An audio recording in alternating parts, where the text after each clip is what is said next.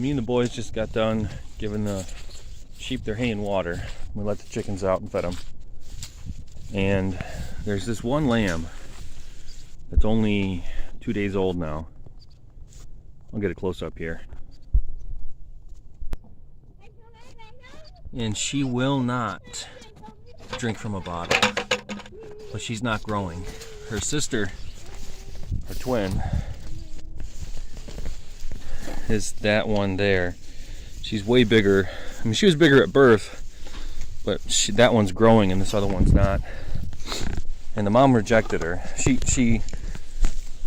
cleaned her up and she gave her colostrum a few times right after birth. But then she just stopped and she started butting her away. Yeah, that's the mom right there. And then she started to only care about that one. When that one would bleat, she'd run over there. When this one would bleat, like it just now did, the mom doesn't even flinch. But this lamb doesn't get the picture. She keeps trying to nurse, and she's chasing the mom around the pen, just constantly trying to nurse. And she'd latch on for 1 or 2 seconds, and you'd hear her nurse for 1 or 2 seconds, and then the mom would slam her leg down, turn around, and butt her out of the way. Sheep are brutal.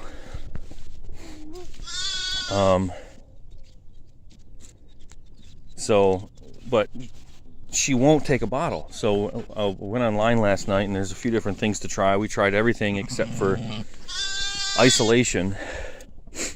So we're going to try that. A couple people on a couple different forums said if you just separate the ewe lamb from the ewe, so she can't keep nursing, and you don't give her water or food of any kind, and then try again in 4 hours. And they said what happens is their hunger kicks in and they don't care. They'll just take from the bottle. And if they don't, wait another 4 hours and then another 6 hours.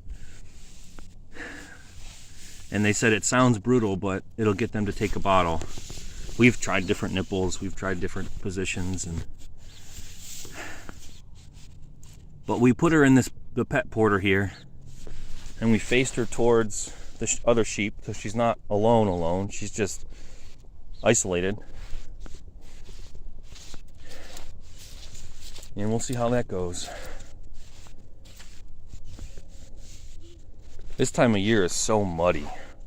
There's nothing you can do. I mean, I could throw a bunch of straw in there.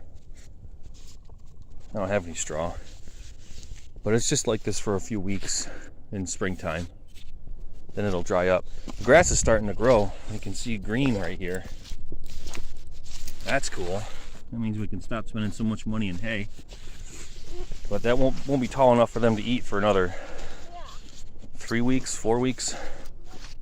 And the rest of the yard, it's starting to grow out there in the front yard. Eventually, I'd like to get them back in the woods too. I got to think of a way to get the water back there, because they go through more than 10 gallons a day. A gallon of water is around 8 pounds. So that's more than 80 pounds of water I'd have to lug from the house to back there. Maybe I need to get a UTV or something. I don't want to fire up the tractor every time.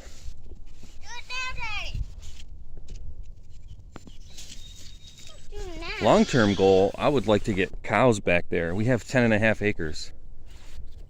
And a lot of it is just tall grass. There's a lot of trees back there, but none of the trees are really mature. It's like it was already harvested once, and then there's a lot of young growth. And yeah, I don't know if you can see it in the video. Let's see if I can zoom in.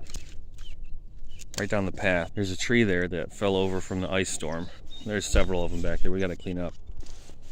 Yeah, there's still some ice.